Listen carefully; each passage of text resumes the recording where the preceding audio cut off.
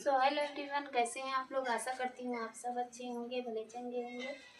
तो देखिए, आज मैं यहाँ पर बताने वाली हूँ कि शोल्डर ड्रॉप क्यों होता है और हम कैसे कटिंग करें तो शोल्डर ड्रॉप नहीं होगा। तो चलिए आज यहाँ पर कटिंग शुरू करते हैं। तो सबसे पहले मैं बैक का पार्ट कटिंग करूँगी।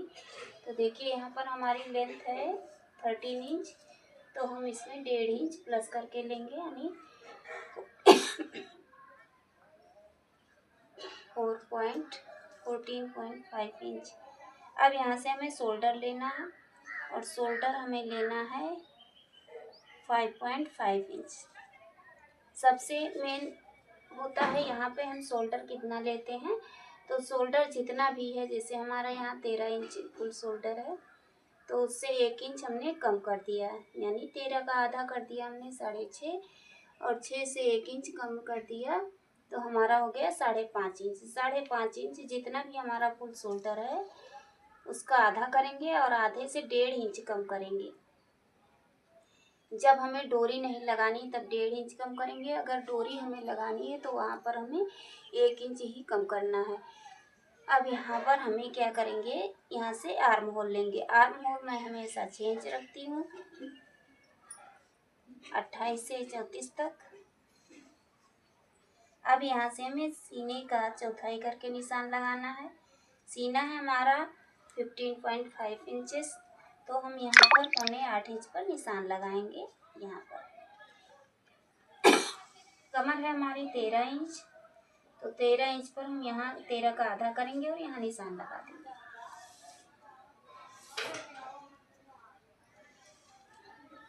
अब यहाँ से हमें गोलाई देना है। मैं हमेशा गोलाई देती हूँ बैक पे 1.5 इंच पे, और हमें गोलाई कहाँ से देनी होती है, यहाँ से हम इसका हाफ करेंगे। जितना भी हमने आर्म होल की गहराई ली है उसका हाफ करेंगे, और हाफ से मैं गोलाई देती हूँ हमेशा ऐसे। अब मेन हमारा होता है गले की चौड़ाई। शोल्डर ड्रॉप होने का सबसे बड़ा कारण होता है गले की चौड़ाई। तो गले की चौड़ाई हमें रखनी है 2.5 इंच। 2.5 इंच से हम ज़्यादा नहीं रखेंगे, और लंबाई जितनी भी रखनी है हमें 10 इंच, 10 इंच, 11 इंच या 9, 9.5, 12, जितना भी हमें रखना है उतना हम रख सकते हैं। तो हमें यहाँ पर रखना है 10 इंच।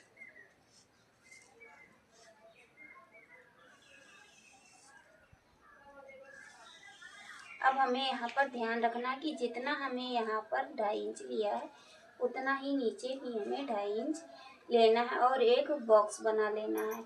अब हमें क्या करना है कि शोल्डर ड्रॉप ना हो, इसलिए यहाँ पर हमें जो गोलाई देंगे वो इसके अंदर ही देंगे।